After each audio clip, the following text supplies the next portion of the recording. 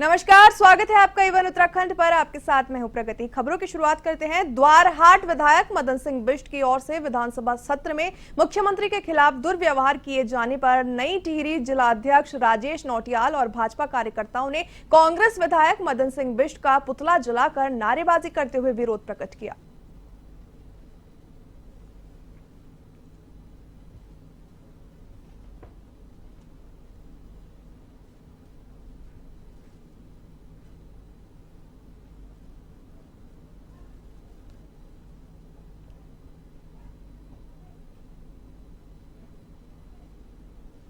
विधानसभा के जो बजट सत्र जो प्रारंभ हुआ है उसमें कांग्रेस से द्वाराहाट के विधायक मदन बिष्ट जी के द्वारा जो असंसदीय भाषा का प्रयोग किया गया और प्रदेश के माननीय मुख्यमंत्री जी और प्रदेश सरकार को जिस प्रकार से गलत शब्दों का प्रयोग करके जो है संबोधित किया गया और काफ़ी गाली गलौच उनके द्वारा किया गया, उसकी भारतीय जनता पार्टी घोर निंदा करती है। रुद्रपुर विधायक शिव अरोड़ा को फर्जी फोन कॉल कर मंत्री बनने का लालच देकर 3 करोड़ रुपए मांगने वाले गैंग के एक प्रमुख आरोपी को पुलिस ने गिरफ्तार किया। गैंग की ओर से खुद को केंद्रीय गृह मंत्री अमित शाह का पुत्र जय शाह बताते हुए मामले में पुलिस ने विधायक के सहयोगी अभिषेक मिश्रा की तहरीर के आधार पर मुकदमा दर्ज किया था। एसपी उधम सिंह नगर निहारिका तोमर ने बताया कि कोतवाली पुलिस और एसओजी टीम ने विधायक को फर्जी फोन कॉल कर पैसों की डिमांड करने के मुख्य आरोपी का गिरफ्तार कर लिया है। तो वहीं पुलिस ने बताया कि आरोपी को न्यायालय में पेश करने के बाद आगे की कार्रवाई की जा रही है।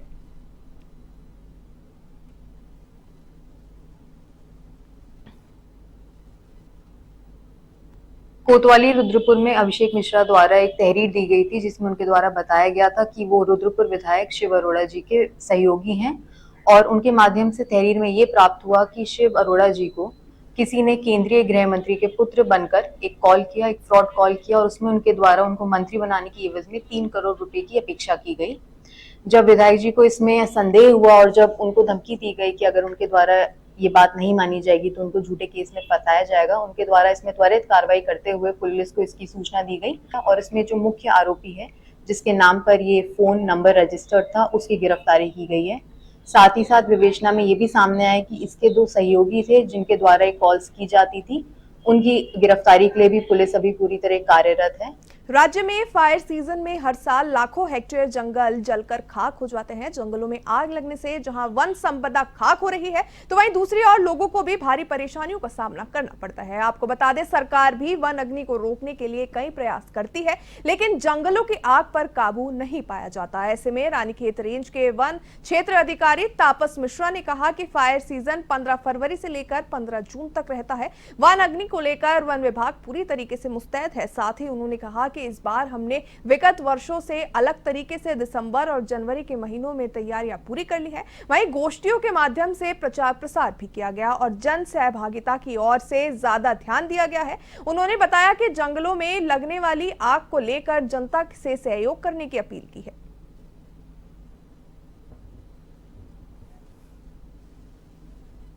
रानीखेत वन क्षेत्र में 6 सेक्शन है तो हमने हर सेक्शन में अपने क्रू स्टेशनों को दुरुस्त किया है। बहुत सारा हमें सामान जो था वो प्रभागीय कार्यालय से प्राप्त हुआ है और ऐसी स्थिति में हमने अपने फायर वॉचर्स को 1 दिन का प्रशिक्षण भी कराया है और क्या ऐसी समस्याएं फायर के टाइम पे आ सकती हैं उनके बारे में पहले से अवगत कराया है।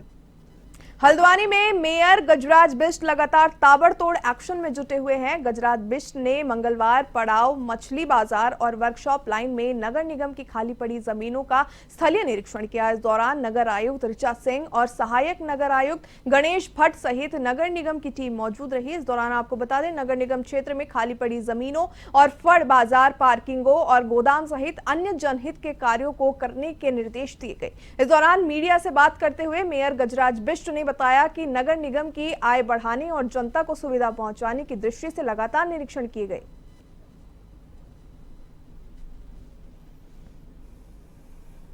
मैं दोनों तरफ सोच रहा हूँ, जनता की तरफ भी और निगम की तरफ भी। निगम की आय बढ़ेगी तो जनता के लिए सुविधाएं हम ज़्यादा बढ़ा सकते हैं। अभी शहर के अंदर हम वेंडर जोन भी देख रहे हैं, कहीं पर हम मार्केटिंग कॉम्प्लेक्स बना सकते हैं, उसको भी देख रहे हैं ताकि निगम की आय बढ़े। मैं समझता हूँ कि हल्द्वानी के लिए सारी चीज़ें सुव्यवस्थित हो जाएं। जहाँ तक अतिक्रमण का सवाल है, मैं लगातार कहते आ रहा हूँ कि हल्द्वानी को सुंदर बनाना है, सुरक्षित बनाना है और विकसित बनाना है। तो हल्द्वानी के इन तीनों कामों के लिए मैं जनता का भी सहयोग। रामनगर वन ग्राम विकास संघर्ष समिति के तहत दर्जनों ग्रामीणों ने जल निगम कार्यालय पहुंचकर अधिकारियों के खिलाफ जमकर नारेबाजी करने के साथ ही प्रदर्शन करते हुए कार्यालय में धरना प्रदर्शन किया। समिति के अध्यक्ष एल लाल ने बताया कि कुछ वर्ष पहले ग्राम कालू स्थित नई बस्ती और नई बस्ती पूछड़ी क्षेत्र में जल निगम की ओर से जल जीवन मिशन योजना के पूछड़ी पंपिंग योजना के तहत सर्वे के बाद पाइपलाइन बिछाने का कार्य किया गया था, लेकिन इन ग्रामीण क्षेत्रों में विभाग के जिम्मेदार अधिकारी प्रधानमंत्री के नारे को ही पलीता लगा रहे हैं। आपको बता दें, उन्होंने मांग पूरी न करने पर विभाग को 1 माह का समय देने के उपरांत उग्र आंदोलन की चेतावनी दी।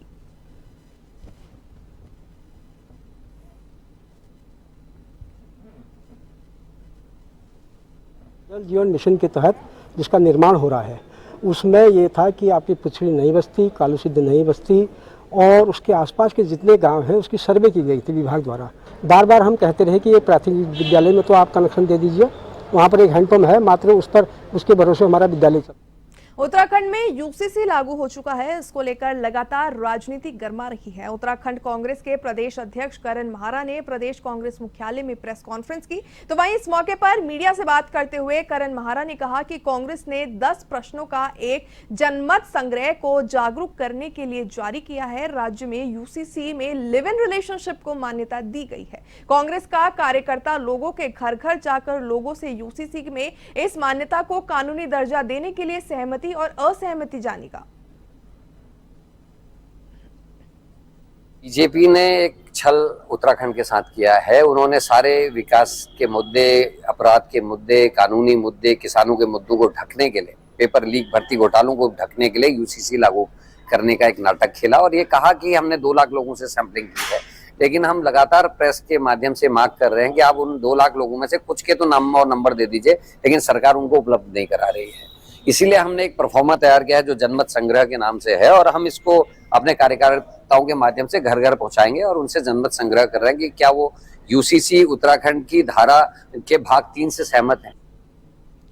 उत्तराखंड सरकार की ओर से प्रदेश भर में उपभोक्ताओं को बिजली के इस्तेमाल का डिजिटल रूप में जानकारी प्राप्त करने की सुविधा को लेकर स्मार्ट प्रीपेड मीटर लगाए जाने का अभियान चल रहा है, जिस पर मुख्य विपक्षी दल कांग्रेस लगातार नाराजगी जता रही है। तो वहीं प्रीपेड स्मार्ट मीटर के खिलाफ कांग्रेस पार्टी ने बजट सत्र के दौरान सदन में थामी सरकार को आड़े हाथों ले लिया, जिसे लेकर कांग्रेस पार्टी से बद्रीनाथ के विधायक लखपत बुटोला ने कहा कि हमने नियम 58 के तहत स्मार्ट मीटर का मुद्दा सदन में उठाया है, जिस पर अब अगले दिन चर्चा भी देखने को मिलेगी।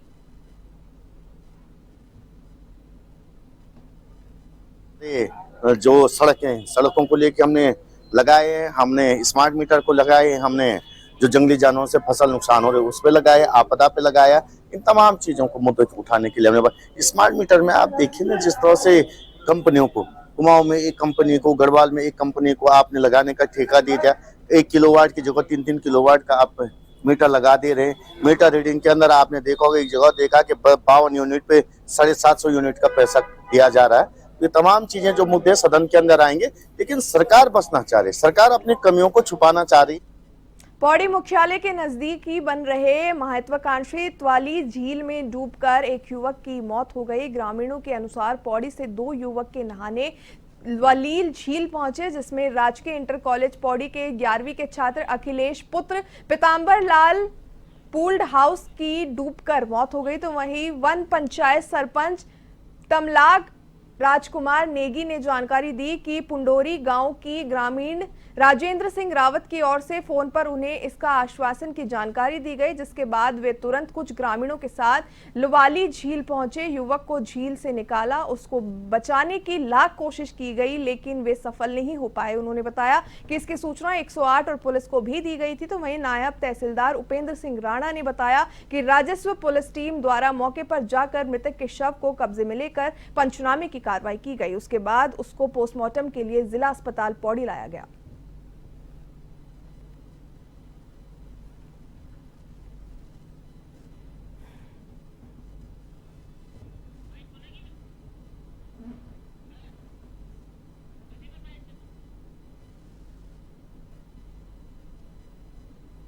ग्राम परेरी भौसरी द्वारा सूचना दी गई कि लुवाली झील में एक लड़का डूब गया। सूचना मिलते ही पटवारी और हम जो है सब मौके पे पहुंचे और वहाँ पे पंचनामा वगैरह की कार्रवाई की गई और उसके बाद पोस्टमार्टम के डेड बॉडी को लाए। कालसी यमुना नदी में अवैध रूप से संचालित हो रहे खनन पट्टे पर तहसीलदार कालसी की मौजूदगी में कार्रवाई की गई। इस बीच 2 पोकलेन मशीनों को सीज भी किया गया था, जिसमें से एक पोकलेन मशीन को अज्ञात व्यक्ति की ओर से चोरी कर लिया गया था, तो जिसका अभी तक कुछ पता नहीं चल पाया है। बहरहाल नायब तहसीलदार ने कालसी थाना में केस दर्ज कराया है। तहसीलदार कालसी चमन सिंह ने बताया कि 2 पोकलेन मशीनों को सीज किया गया था। मामले में नायब तहसीलदार मनोहर लाल अंजुवाल ने कालसी थाने में मुंशी सुनील के नाम मुकदमा दर्ज कराया।